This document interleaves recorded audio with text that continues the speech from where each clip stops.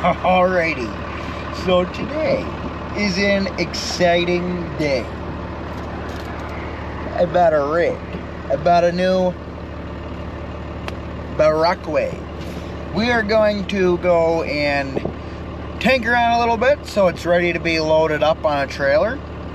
And I'll do a walk around of it. I might actually drive it. I don't know. We're just flying by the seat of the pants, you know what I mean? We're just winging it. So yeah, this is gonna be. I'm excited about this one. This is I'll tell you the story about the truck a little bit later. But for now, just enjoy this beautiful, beautiful day of the scenery of you guys sitting on the dash of my truck. You know what I mean? Anywho, I am pumped.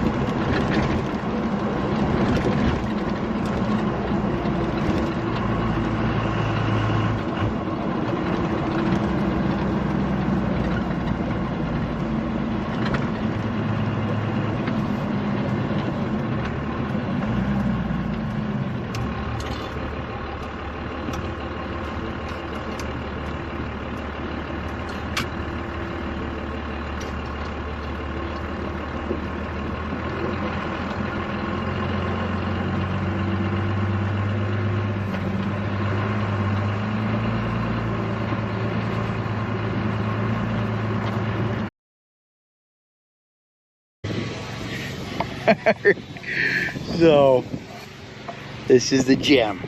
358. Don't mind the wind, but it's a 358 with, I'm pretty sure, gonna be a triple nickel Cummins in it. it's a mint rig. Yeah.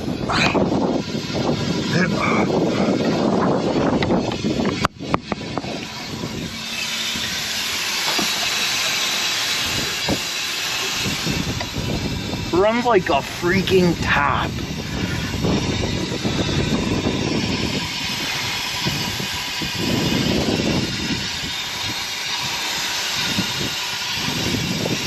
Got a couple air leaks here and there. Not really worried about it though.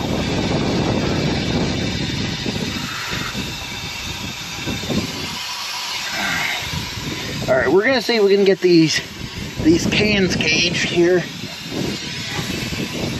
And as the truck sits, it's freaking mint. I gotta get down right off this thing.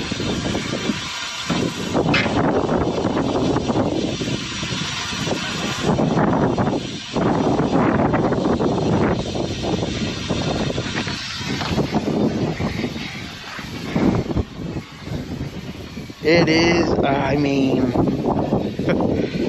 beautiful. Alrighty, let's get at it. Alrighty, so this is what we got going on. Walk with me, come on. What we have going on here is this wheel broke loose.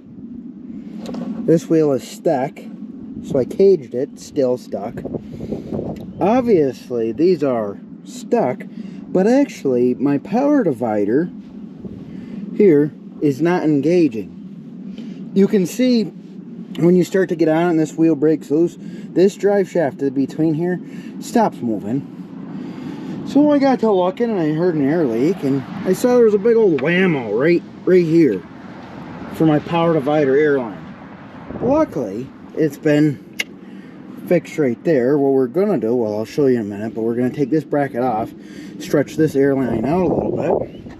But what we got going on is because there's a whammo pinch in that airline to the power divider, not allowing the power divider to engage. Hopefully it is still good enough to engage. What we had to do is take this line right here. It was like that, except pinched.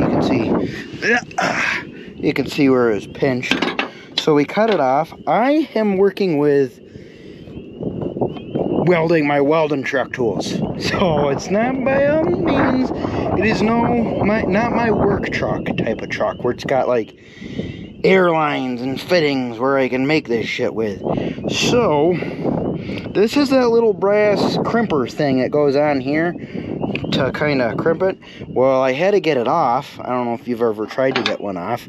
They're not easy, so I did my best to not waffle it. That's the best I could do. So we're kind of smoothing it out, or trying to smooth it out, and we're gonna put it back on. Hopefully she crimps. It should. And with that one line stretched out, maybe we can get my power divider engaged. If we get my power divider to engage, I can maybe get some torque to those back axle to hopefully get this over the dirt to break that axle free. That is the goal. I mean, it's a beautiful day, and I bought a new Brockway with a fantastic sounding motor. I'm pretty sure it's a 555, the old Triple Nickle. Not 100% sure, it should be. Our first goal is to get her moving and grooving. Second goal is, I don't know yet. We got to get ready to get on a trailer. Or, there's other options, but I'm not sure yet. So, here we go.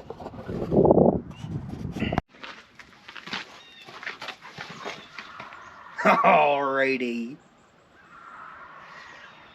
So, yesterday was a good day. It was fantastic.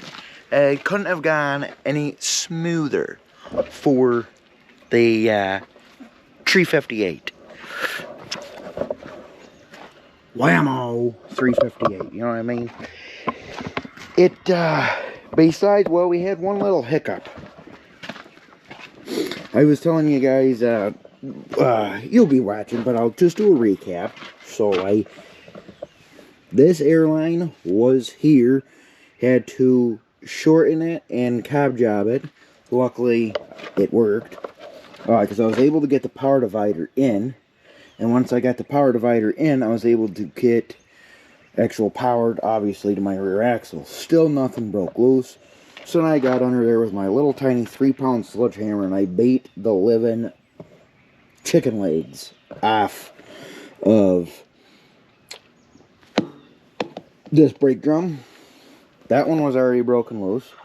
That brake drum beat the crap out of it and beat the crap out of this one. But the funny thing is that this one back here, this gem, this piece of SO, I don't know. If you look, I got the pads to separate from the drum. Nothing. Still nothing. I even drove this up onto the street. I drove it onto a trailer. I drove it, and I could not get this thing to break loose. Just this guy. So, but we made it. And I was going to do, the old video of our truck driver. Shout out to him. I was going to do a video of us unloading it this morning, kind of just to complete the whole picture. But that fella was already here before he told me to meet him here. So he already had it halfway drug off. And then I had to start it to get it out of his way so he could get the Talbert back hooked up. But reason why he beat me here, which this is only a couple miles from my house, is because I had to make him a freaking breakfast sandwich. Yeah, truck drivers. If you don't feed them, they don't do anything. You know what I mean? So, I had to make him a breakfast sandwich and me a cup of coffee. He already had it halfway pulled off. We started it up. I was going to have a video. Started it up beautifully this morning. Just a little, you know what I mean, of ether. And away she went. I drove her around. I got stuck right there, which is right there. Because the low boy was parked there and whatever. I got it stuck and only that wheel was spinning and then that one, I don't know. So we are going to talk about plans for this truck, if you'd like. So obviously, I will be learning more and more about this truck as I go. So will you. So, as we know, it is a 358 with a 210 horsepower V8 Cummins. Now, I've always been told that truck drivers know their engines by the horsepower. Mechanics know their engines by the QBs. If you get what I'm saying. So, I am still not sure if this is a 509 or 555. No matter what, it's a V8 Cummins. I will determine that at a later date. But a lot of truck drivers have told me, oh, it's a 210. Well, they made a 210 555 and they made a 210 509. And again, if I'm saying stuff wrong, this is only stuff that I've picked up or read or researched myself. A fella showed me the build, or sent me some stuff about the build sheet and saying it was a 210 horsepower, but I don't know, I doubt the build sheet actually said if it was a 555 or a 509 or whatever it is. Again, I could be completely wrong here, but that's from what I could tell by researching it. I wasn't around when these motors were built, so I don't know all the lingo and stuff, but I could really care less about the horsepower. The thing runs awesome. But the plans with the truck were originally, I was going to shorten this frame here. Just take a section out where it's bad. These splits. But more I'm thinking is, I'm going to get the old air hammer in there. Try to knock that rust out as much as I can. I'm going to sandwich it. Weld her back in because it is double framed. And I'm going to leave it the length it is for now. Maybe winter project, maybe something like that. I get a little ambitious with myself. I've probably told, I don't know, 85,000 people so far that know I'm buying this truck, that I'm going to be shortening the frame. Well, I don't think I'm going to, because I really, really want to get this to a truck show. I don't care if the truck show's in my front yard. I want to get this to a truck show this year. I think I can. So to address that, to get that to happen, we're mainly going to be focusing... Oh, coffee. Delicious. Wow, that's good coffee. Anyhow, we're going to be addressing the brakes. Because obviously this one, everything works on this. My service brakes, my pedal, everything works. That one, I caged it, still got stuck, wailed on it, no longer stuck.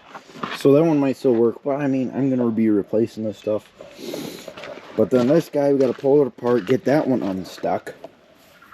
And the more I dive into it, the more you guys will find stuff out. We have a pretty rough leak on my input shaft there for my rear. And then the only other thing that I'm really going to hammer on and address is just tidying the motor up. You know what I mean? Because we have a rough oil leak out of that smoke pipe. And I'm really hoping that's because this oil is shot. I mean, she's been sitting for, I was told sitting for 15 to 20 years. Pretty sure. The fella I bought it from, awesome guy. He brought it up from the city. He bought it right when the original owner didn't want it and parked it on his farm since then. So the last time it was registered was 1997. So I bet this truck's been sitting probably close to 20 years. Which is amazing because I know it's never had tires or anything done on it. And the fact that I was able to drive it onto a trailer yesterday and drive it off today is pretty exhilarating. And the paint is actually quite nice on it. Everything's here. So we're going to address those couple of things. Clean the cab out a little bit. Probably get a new cushion for it or something. I do have the cover that goes over that. Normally these are gone, so that's exciting. And then... gonna fix up wiring and stuff. It's not a really large list, to be honest. It's servicing. Pretty much I'm gonna do what I do best, and I'm gonna service this entire truck, weld some cracks, do some brakes. I would like to put extras as some sort of weight on this thing. But I doubt. I don't know. It'd be cool to put a flatbed on it for now, but I mean, where am I gonna find a flatbed that big?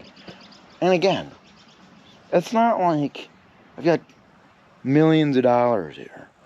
So we're just going with it, you know what I mean? But yeah, so that's what we got. We got that. Yeah. So that's the old wrap on the 358. It is a brand new series. 358 fun. Don't hate the 358. I don't know. Trying to think of something. But oh yeah, we're gonna do a new smoke pipe because yep, like big smoke pipe. No, we'll probably stick with one that's got like that same style. I'm gonna get rid of that thing though. I mean, was it DEF? What is it? Freaking particulate filter? I don't want that shit on my truck. Anyhow, pitter patter, get out of her. Go find a truck or something.